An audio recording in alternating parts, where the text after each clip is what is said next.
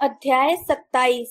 मीनार पर गिरी बिजली। सितारों भरे आसमान के नीचे लौट आने के बाद हैरी ने डंबलडोर को सबसे करीबी शिलाखंड के ऊपर तक धकाकर उनके पैरों पर खड़ा कर दिया। डंबलडोर का वजन संभालते हुए गीले और कांपते हैरी ने पूरी एकाग्रता से अपने गंतव्य स्थल पर ध्यान केंद्रित किया। हॉग्समीड। अपनी आंखें बंद करके उसने पूरी ताकत से डंबलडोर का हाथ पकड़ लिया। फिर उसे भयंकर दबाव महसूस होने लगा। आंखें खोलने से पहले ही वह जान गया कि उसने यह काम सफलतापूर्वक कर दिया था, क्योंकि नमक और समुद्री हवा की गंध चली गई थी। वह और डंबलडोर कांप रहे थे तथा उनके कपड़ों से पानी टपक रहा था। वे हॉग्समीड की अंधेरी हाई स्ट्रीट पर खड़े थे। एक भयंकर पल के लिए हैरी ने कल्पना की कि दुकानों के पास से और सजीव लाशें उनकी तरफ आ रही थी, लेकिन उसने पलकें झपकाई और देखा कि कोई भी चीज नहीं हिल रही थी। सब कुछ स्थिर था। अंधेरा छाया हुआ था। सिर्फ कुछ स्ट्रीट लैंपों और ऊपर की खिड़कियों से रोशनी आ रही थी। हमने यह कर दिया प्रोफेसर, हैरी थोड़ी मुश्किल से फुसफुसाया। उसे अचानक एहसास हुआ कि उसके सीने में दर्द होने लगा था। हमने ये काम कर दिया, हमें हॉर्क्रक्स मिल गया। डंबलडोर उससे टिककर खड़े थे, लेकिन इसके बावजूद वे लड़खड़ाने लगे। एक पल के लिए तो हैरी ने सोचा कि उसके फूहड़ अंतर्ध्यान के कारण डंबलडोर डगमगा गए होंगे। फिर उसने उनका चेहरा देखा, जो स्ट्रीट लैंप की दूर से आती रोशनी में पहले से ज्यादा पीला और बेरंग दिख रहा था। सर, आप ठीक हैं? पहले से बेहतर हूँ, डंबलडोर ने कमजोरी से कहा, हालांकि उनके मुंह के कोने कांप रहे थे। वह काढ़ा कोई स्वास्थ्यवर्धक पेय तो था नहीं। हैरी को यह देखकर दहशत हुई कि डंबलडोर जमीन पर बैठ गए। सर, कोई बात नहीं सर, आप बिल्कुल ठीक हो जाएंगे, चिंता न करें। उसने मदद की तलाश में चारों तरफ हताशा से देखा, लेकिन कोई भी नहीं दिख रहा था। वह सिर्फ इतना ही सोच पा रहा था कि उसे किसी तरह डंबलडोर को जल्दी से अस्पताल पहुंचाना है। हमें स्कूल पहुंचना होगा सर, मैडम पॉम्फ्री। नहीं, डंबलडोर बोले, मुझे प्रोफेसर स्नेप की जरूरत है, लेकिन मुझे नहीं लगता मैं इस वक्त उतनी दूर तक पैदल चल सकता हूँ। ठीक है सर, सुनिए, मैं किसी दरवाजे को खटखटाता हूँ जहाँ आप थोड़ी देर रुक सकें, फिर मैं भागकर मैडम सिविरियस। डंबलडोर धीरे से बोले, मुझे सिविरियस की जरूरत है। तो ठीक है, स्नेप को ही ले आता हूँ, लेकिन मुझे आपको एक पल के लिए छोड़कर जाना होगा ताकि मैं मदद ला। लेकिन इससे पहले कि हैरी हिल भी सके, उसे भागते हुए कदमों की आवाज सुनाई दी। उसका दिल उछल पड़ा। किसी ने देख लिया था, किसी को पता चल गया था कि उन्हें मदद की जरूरत थी। उसने मुड़कर देखा कि मैडम रोजमेरिटा अंधेरी सड़क पर तेजी से उनकी तरफ आ रही थी। वे ऊंची हील वाली रोएदार स्लीपर्स और एक रेशमी गाउन पहने थी, जिस पर ड्रैगन कड़े हुए थे। जब मैं अपने बेडरूम के पर्दे लगा रही थी तो मैंने आपको प्रकट होते देख लिया। हे भगवान, मुझे समझ में नहीं आ रहा था कि मैं क्या, लेकिन एल्बस को क्या हुआ? वे ठहर गई और हाफते हुए आंखें फाड़कर डंबलडोर को घूरने लगी। वे घायल हो गए हैं, हैरी ने कहा। मैडम रोजबेरिटा, आप उन्हें 3 ब्रूम स्टिक में रखें, तब तक मैं स्कूल जाकर उनके लिए मदद लाता हूँ। तुम वहां अकेले नहीं जा सकते, क्या तुम्हें एहसास नहीं है? क्या तुमने नहीं देखा? अगर आप उन्हें पकड़ने में मेरी मदद कर दें, हैरी ने उनकी बात को अनसुना कहते हुए कहा, तो मुझे लगता है कि हम उन्हें अंदर ले जा सकते हैं। क्या हुआ? डंबलडोर ने कहा। रोजमेरिटा, क्या कुछ गड़बड़ हुई है? मौत का निशान है एल्बस। और उन्होंने आसमान में हॉगवर्ट्स की तरफ इशारा कर दिया। इन शब्दों को सुनकर हैरी के मन में दहशत भर गई। उसने मुड़कर देखा। आसमान में स्कूल के ऊपर उसे वह निशान दिख गया, जलती हुई हरी खोपड़ी जिसमें से सांप की लपलपाती जीभ निकल रही थी। वह निशान जो प्राणबख्शी इमारत में दाखिल होते समय हमेशा पीछे छोड़ जाते थे, जहां अभी वे हत्या करते थे। यह कब प्रकट हुआ? डंबलडोर ने पूछा और अपना हाथ बहुत जोर से हैरी के कंधे पर रखकर कठिनाई से उठकर खड़े हुए। मुश्किल से 10 मिनट हुए होंगे। जब मैंने बिल्ली को बाहर निकाला था उस समय ये नहीं दिख रहा था, लेकिन जब मैं ऊपर की मंजिल पर गई। रोजमेरिटा, हमें फौरन महल जाना होगा, डंबलडोर ने कहा। हालांकि वे थोड़े लड़खड़ा रहे थे, लेकिन अब वे संभल रहे थे। हमें झाड़ुओं की जरूरत है। मेरे पास बार में पीछे 2 झाड़ुएं हैं, उन्होंने कहा, और वे बहुत डरी हुई दिख रही थी। क्या मैं भागकर उन्हें ले आऊं? नहीं, यह काम हैरी कर सकता है। हैरी ने अपनी छड़ी तत्काल हवा में उठाई। आगमनो रोजमेरिटा की झाड़ुओं। पल भर बाद ही उसे शराब खाने के सामने वाले दरवाजे के खुलने का जोरदार धमाका सुनाई दिया। 2 झाड़ुएं तेजी से सड़क की तरफ उड़ती हुई आ रही थी। वे हैरी के पास आकर रुक गईं और कमर की ऊंचाई पर ठहरकर हल्के से कांपती रहीं। डंबलडोर अपने सबसे पास वाली झाड़ू पर चढ़ते हुए बोले, रोजमेरिटा, मेहरबानी करके मंत्रालय को संदेश भेज दो। हो सकता है कि हॉगवर्ट्स के भीतर किसी को भी अब तक यह एहसास नहीं हुआ हो कि कुछ गड़बड़ है। हैरी, अपना अदृश्य चोगा पहन लो। हैरी ने अपनी जेब से चोगा निकाला और झाड़ू पर सवार होने से पहले उसे अपने ऊपर डाल लिया। जब हैरी और डंबलडोर जमीन पर पैर मारकर हवा में ऊपर उठे, उससे पहले ही मैडम रोजमेरिटा अपने शराब खाने की तरफ डगमगाती हुई चल दी। महल की तरफ तेजी से जाते समय हैरी कनखियों से डंबलडोर को देखता रहा। उनके गिरने की सूरत में वह उन्हें पकड़ने के लिए तैयार था, लेकिन लगता था जैसे मौत के निशान ने उन्हें शक्ति दे दी थी। वे अपनी झाड़ू पर झुके हुए थे, उनकी आंखें निशान पर जमी हुई थीं। उनके लंबे सफेद बाल और दाढ़ी रात की हवा में उनके पीछे उड़ रहे थे। हैरी ने भी खोपड़ी के निशान की तरफ देखा और उसके भीतर डर किसी जहरीले बुलबुले की तरफ फूलने लगा तथा उसके फेफड़ों पर दबाव डालने लगा, जिससे उसके दिमाग से बाकी सारी परेशानियां निकल गईं। वे लोग कितनी देर तक गायब रहे थे? क्या रॉन, हर्माइनी और जीनी की खुशकिस्मती अब तक खत्म हो चुकी होगी? क्या उनमें से किसी की मौत के कारण स्कूल के ऊपर मौत का निशान प्रकट हुआ होगा, या फिर नेविल, लूना या डीए के किसी अन्य सदस्य के कारण हुआ होगा? और अगर ऐसा था तो उसी ने उनसे गलियारों की पहरेदारी करने को कहा था, उसी ने उनसे अपने कमरे की सुरक्षा से बाहर निकलने को कहा था। क्या वह एक बार फिर किसी दोस्त की मौत का जिम्मेदार रहेगा?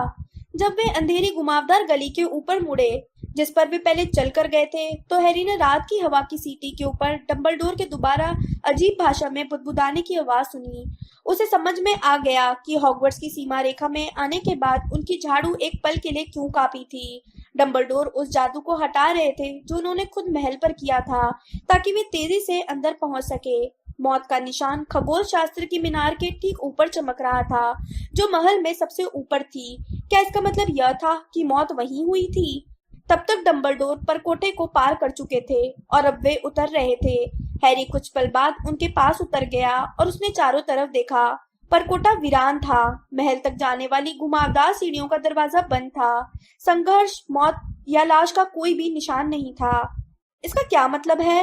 हैरी ने ऊपर की तरफ दुष्टता से चमकती उस हरी खोपड़ी की तरफ इशारा करते हुए पूछा, जिसमें से सांप की जीभ चमक रही थी। क्या यह असली निशान है? क्या कोई सचमुच मरा है, प्रोफेसर? निशान की हल्की हरी चमक में हैरी ने देखा कि डंबलडोर अपने काले हो चुके हाथ से अपना सीना पकड़े हुए थे। जाकर सिविरियस को जगा दो, डंबलडोर ने धीरे से लेकिन स्पष्टता से कहा। उसे बता देना कि क्या हुआ है और उसे मेरे पास ले आना। और कुछ मत करना, किसी भी बात मत करना और अपने चोगे को मत हटाना। मैं यही इंतजार करूंगा। लेकिन तुमने कसम खाई थी कि तुम मेरा आदेश मानोगे, हैरी। जाओ।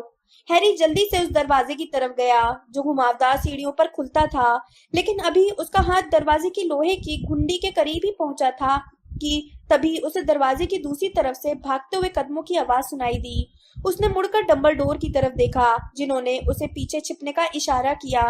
हैरी पीछे हट गया और डंबलडोर ने अपनी छड़ी निकाल ली। दरवाजा खुल गया। इसमें से कोई धड़धड़ाता हुआ आया और चिल्लाया, निरस्त्र भव। हैरी का शरीर तत्काल सख्त और स्थिर हो गया। वह मीनार की दीवार से टिक कर किसी मूर्ति की तरह खड़ा रह गया। वह हिल या बोल नहीं सकता था। वह यह नहीं समझ पाया कि ऐसा कैसे हुआ। निरस्त्र भव तो स्थिरीकरण सम्मोहन नहीं है। फिर निशान की रोशनी में उसे डंबलडोर की छड़ी को कंगूरों के किनारे के ऊपर उड़ते देखा और समझ गया। डंबलडोर ने हैरी को अशाब्दिक मंत्र से स्थिर कर दिया था और उस सम्मोहन को करने में उन्हें जो एक पल का समय लगा था, उसमें उन्होंने खुद को बचाने का मौका गवा दिया था। परकोटे से टिक कर खड़े डंबलडोर का चेहरा बहुत सफेद था, लेकिन उन्होंने दहशत या परेशानी का कोई चिन्ह नहीं दिखाया।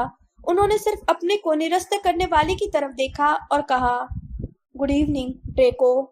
मेल्फॉय आगे की तरफ बढ़ा और उसने चारों तरफ जल्दी से देखकर यह जांच कर ली कि वह और डंबलडोर अकेले थे।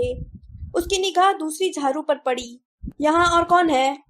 यही सवाल तो मैं तुमसे पूछना चाहता हूँ, या तुम यह काम अकेले ही कर रहे हो?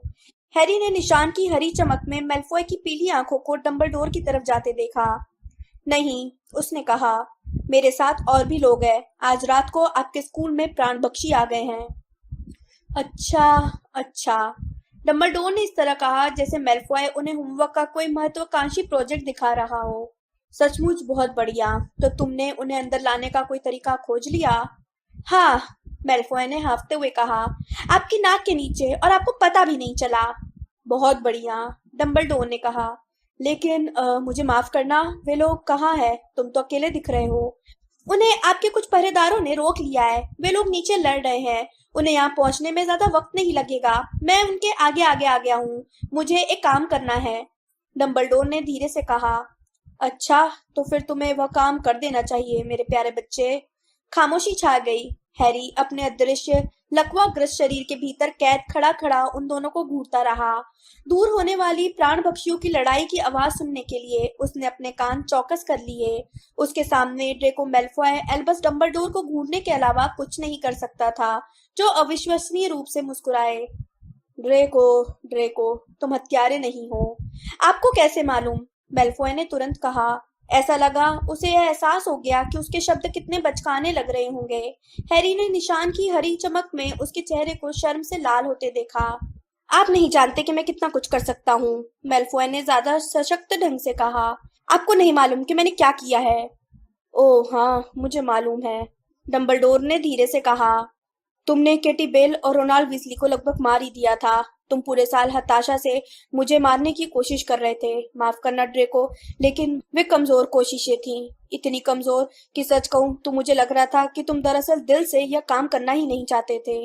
मैं दिल से काम करना चाहता था, मेल्फॉय ने उग्रता से कहा। मैं पूरे साल इसी की कोशिश कर रहा था और आज रात को तभी महल में कहीं बहुत नीचे से आती एक दबी हुई चीख सुनाई दी। मेल्फॉय सख्त हो गया और उसने पीछे मुड़कर देखा। कोई जमकर संघर्ष कर रहा है, डंबलडोर ने कहा। लेकिन तुम कह रहे थे, हाँ, तुम मेरे स्कूल में प्राण पक्षियों को लाने में कामयाब हो गए। मैं स्वीकार करता हूँ कि यह मुझे असंभव लगता था। तुमने यह काम किया कैसे? लेकिन मेल्फॉय कुछ नहीं बोला। वह अब भी नीचे के शोर को सुनने की कोशिश कर रहा था और वह भी हैरी जितना ही लकवाग्रस्त दिख रहा था। शायद तुम्हें यह काम अकेले ही कर देना चाहिए, डंबलडोर ने सुझाव दिया। अगर मेरे पहरेदारों ने तुम्हारे समर्थकों को रोक दिया तो क्या होगा? जैसा तुम्हें शायद एहसास होगा, आज रात को यहाँ मायापंछी के समूह के सदस्य भी हैं। और आखिर तुम्हें किसी की मदद की जरूरत भी नहीं है। इस वक्त मेरे पास कोई छड़ी नहीं है। मैं अपना बचाव नहीं कर सकता। मेल्फॉय इनकी तरफ बस घूरता रहा। जब मेल्फॉय न तो हिला न ही कुछ बोला तो डंबलडोर बोले।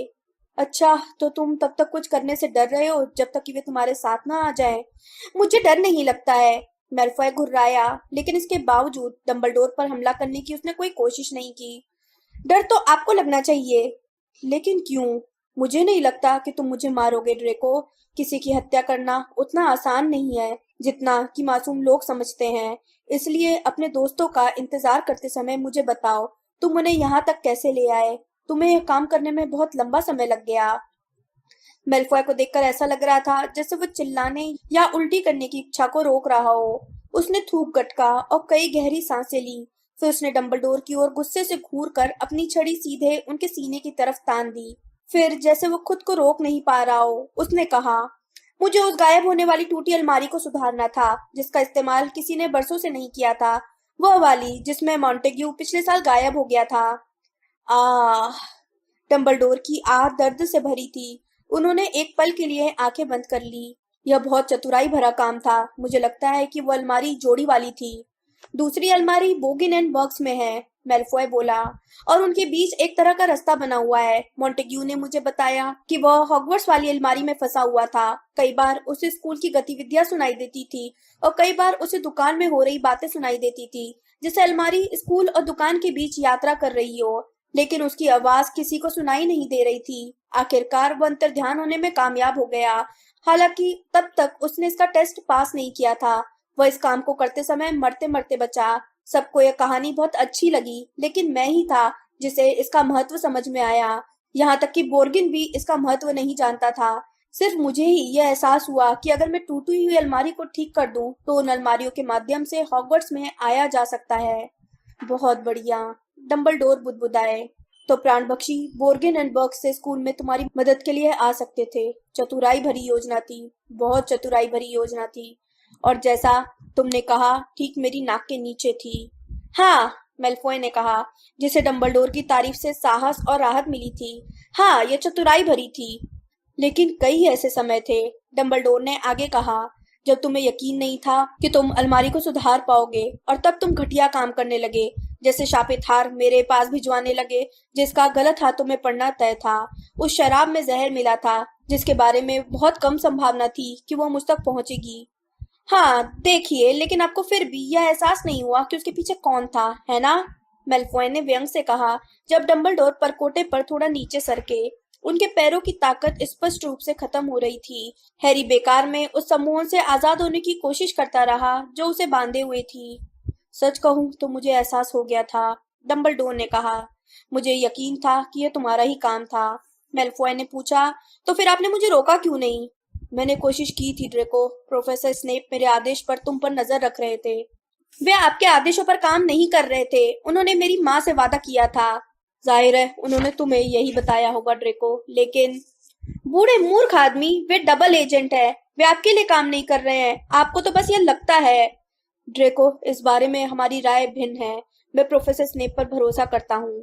तब तो आप बड़ा गलत करते हैं, बेल्फॉय ने व्यंग से कहा। वे मेरी बहुत मदद करने का प्रस्ताव रख रहे थे। वे सारा श्रेय खुद लेना चाहते थे, इस काम में हिस्सा बांटना चाहते थे। तुम क्या कर रहे हो? क्या तुमने ही वह हार वाला काम किया? वो बड़ा मूर्खतापूर्ण काम था, इससे सब कुछ चौपट हो जाता। लेकिन मैंने उन्हें यह नहीं बताया कि मैं आवश्यकता कक्ष में क्या कर रहा हूँ। जब तक वे कल सुबह जागेंगे तब तक मेरा काम पूरा हो जाएगा, और तब वे शैतानी शहंशाह के सबसे प्रिय प्राणभक्षी नहीं रहेंगे। वे मेरी तुलना में कुछ नहीं होंगे, कुछ भी नहीं। बहुत ही संतुष्टिदायक, डंबलडोर ने धीरे से कहा। जाहिर है हम सभी अपनी कड़ी मेहनत के बदले में प्रशंसा चाहते हैं, लेकिन इसमें कोई तुम्हारा साथी भी होगा, कोई हॉग्समीड में होगा जिसने केटी को वो हार। आह! डंबलडोर ने एक बार फिर अपनी आंखें बंद कर ली और सिर हिलाया जैसे वे सोने वाले हों। जाहिर है रोजमेरिटा, वह कब से सम्मोहन छाप में है। आखिरकार आप जान ही गए है ना? मेल्फॉय ने ताना मारते हुए कहा।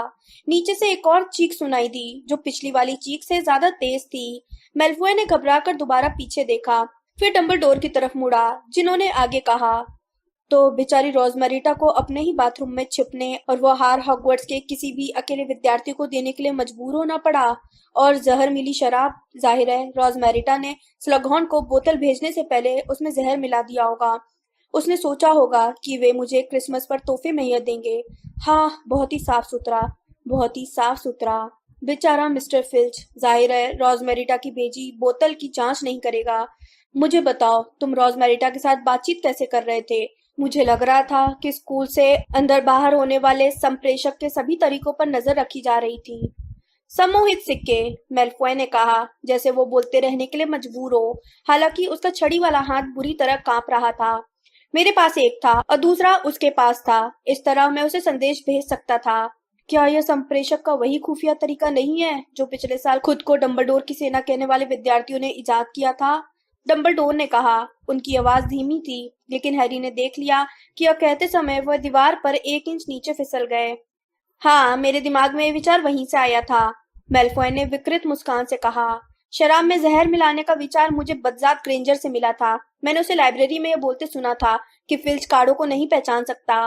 डंबलडोर ने कहा, मेहरबानी करके मेरे सामने उस अपशब्द का प्रयोग मत करो। मेल्फॉय कठोर हंसी हंसा।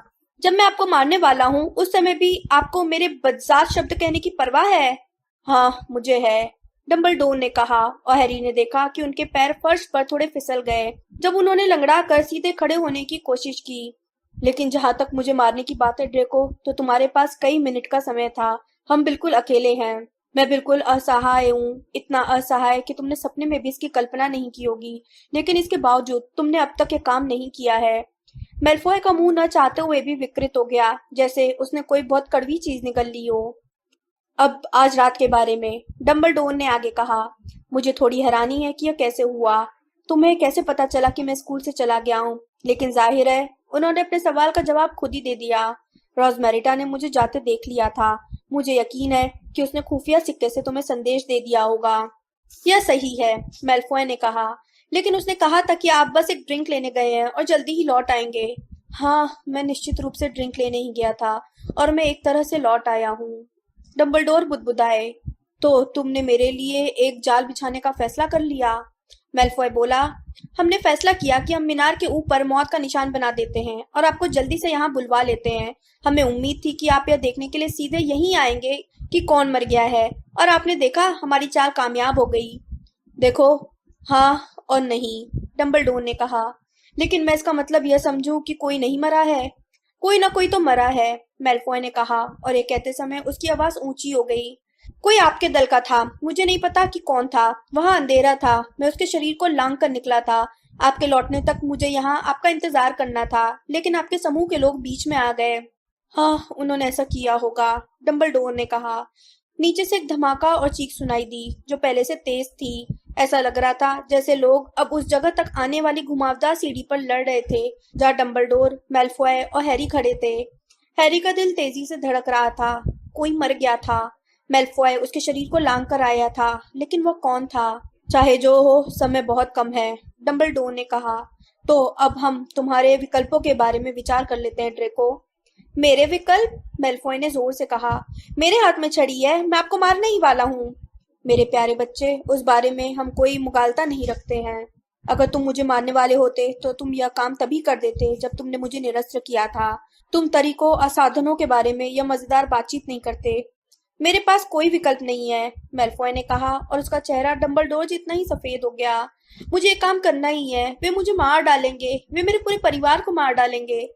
मैं तुम्हारी मुश्किल समझता हूँ, डंबलडोर ने कहा, वरना तुम ही सोचो मैंने तुमसे पहले सवाल जवाब क्यों नहीं किया। मैं जानता था कि अगर लॉर्ड वोल्डेमॉर्ट को यह एहसास हो जाता कि मैं तुम पर शक करता हूँ तो तुम्हारी हत्या हो जाती। मेल्फॉय नाम सुनकर चीहूका। मैं तुमसे उस मिशन के बारे में बात करने की हिम्मत नहीं कर सकता था जो मैं जानता था कि उसने तुम्हें सौंपा था।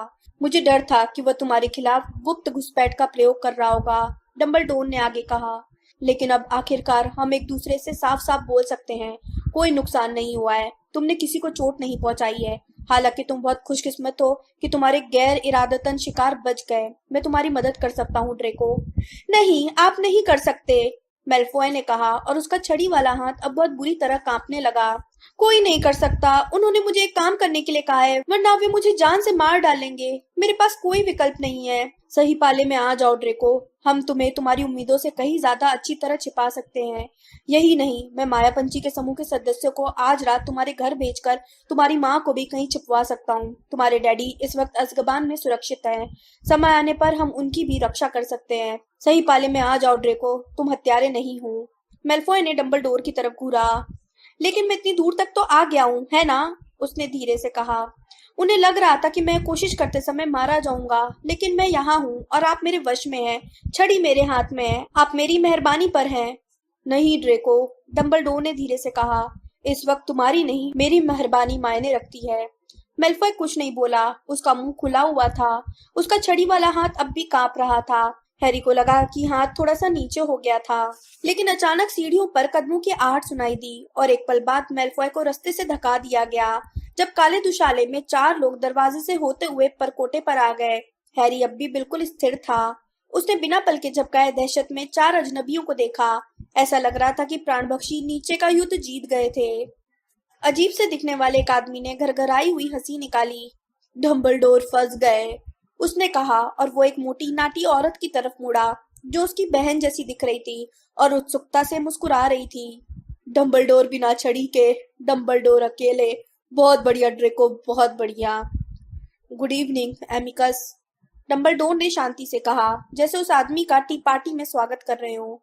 और तुम एलेक्टो को भी ले आए हो, बहुत बढ़िया। औरत ने गुस्से भरी आवाज निकाली। उसने ताना मारते हुए कहा, आपको लगता है कि आपके मजाक मृत्युशैया पर आपकी मदद करेंगे? मजाक? नहीं नहीं, यह तो शिष्टाचार है, डंबलडोर ने जवाब दिया। काम तमाम कर दो, हैरी के सबसे करीब खड़े अजनबी ने कहा, जो लंबा चौड़ा था। उसके बाल उलझे हुए और मूछें भूरी थीं। उसके काले दुशाले बहुत कसे हुए थे। उसकी आवाज ऐसी थी जैसे हैरी ने पहले कभी नहीं सुनी थी। यह भौंकने जैसी थी। हैरी को उसके पास से धूल, पसीने और खून की तेज बदबू आ रही थी।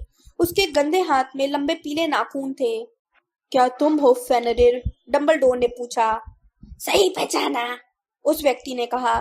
मुझे देखकर खुश हुए हो, डंबलडोर? नहीं, मैं यह नहीं कह सकता कि मैं तुम्हें देखकर खुश हुआ। फेनरिर ग्रेबिक मुस्कुराया और अपने नुकीले दांत दिखाने लगा। उसकी ठुड्डी पर खून बह रहा था और वो अपने होंठ भद्दे तरीके से धीरे धीरे चाट रहा था। लेकिन डंबलडोर, आप तो जानते ही हो कि मुझे बच्चों से कितना प्यार है। क्या मैं इसका यह मतलब समझूं कि तुम अब बिना पूर्णिमा के भी हमला करने लगे हो?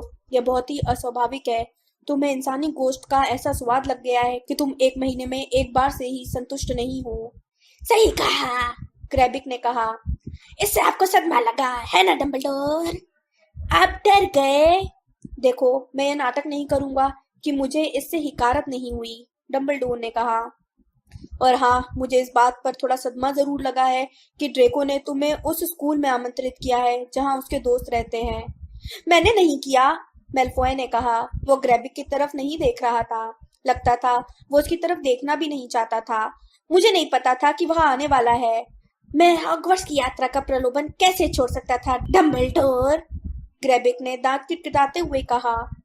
यहाँ कितने सारे नाजुक गले हैं जिन्हें मैं काट सकता हूँ। सायकेदार, सायकेदार। और वह एक पीला नाखून अपने सामने वाले दांतों पर रखकर डंबलडोर की तरफ देखकर हंसने लगा। अब मैं खाने के बाद मिठाई की जगह आपको खा सकता हूँ, डंबलडोर। नहीं, चौथे प्राणपक्षी ने तेजी से कहा। उसका चेहरा भारी और क्रूर था। हमें आदेश मिला है, यह काम ड्रेको को ही करना है। ड्रेको, अब जल्दी करो। मेल्फॉय के चेहरे पर अब पहले से भी कम संकल्प दिख रहा था। वो दहशत में आ गया था जब उसने डंबलडोर के चेहरे को देखा, जो अब पहले से भी ज्यादा पीला और नीचे हो गया था, क्योंकि वे परकोटे की दीवार पर और ज्यादा नीचे फिसल गए थे। वैसे भी अगर मुझसे पूछो तो वे ज्यादा दिनों के मेहमान नहीं है, अजीब से आदमी ने कहा, जब उसकी बहन उसकी बात पर हंसी। उनकी तरफ देखो, आपको क्या हुआ है, डम्बी? ओह एमिकस, कमजोर प्रतिरोध, हाथ पैर धीमे चलना, डंबलडोर ने कहा। संक्षेप में कहूं तो बुढ़ापा। शायद एक दिन ये तुम्हारे साथ भी होगा अगर तुम खुशकिस्मत रहे। आपका क्या मतलब है? इसका क्या मतलब है? प्राणभक्षी चीखा और अचानक हिंसक हो गया। हमेशा ऐसी बात करते हो डम्बी, बातें करते रहते हो और कुछ करते वर्ते नहीं हो। मैं तो यह भी नहीं जानता कि शैतानी शहंशाह तुम्हें मारने का कष्ट क्यों कर रहे हैं। चलो ड्रेको, इस काम को कर दो। लेकिन उसी समय नीचे से जूझने की आवाज आई और एक आवाज चिल्लाई। उन्होंने सीढ़ियों पर बाधा खड़ी कर दी है। लगूत तो, लगूत तो। हैरी का दिल उछल पड़ा। तो इन चारों ने सभी विरोधियों को खत्म नहीं किया था, बल्कि वे तो लड़ाई छोड़कर मीनार के ऊपर तक आ गए थे। ऐसा लग रहा था कि उन्होंने अपने पीछे किसी तरह का बैरियर बना दिया था। ड्रेको, जल्दी, क्रूर चेहरे वाले आदमी ने गुस्से से कहा। लेकिन ड्रेको का हाथ इतनी बुरी तरह कांप रहा था कि वो निशाना भी नहीं साध सकता था। यह काम मैं करता हूँ, ग्रेबिक गुर्राया और अपने हाथ फैलाकर तथा दांत खोलकर डंबलडोर की तरफ बढ़ा। मैंने कहा नहीं, क्रूर चेहरे वाला आदमी चिल्लाया। रोशनी की एक चमक हुई और नरभेड़िया दूर उड़ गया। वह परकोटे से जा टकराया और गुस्से में दिखने लगा।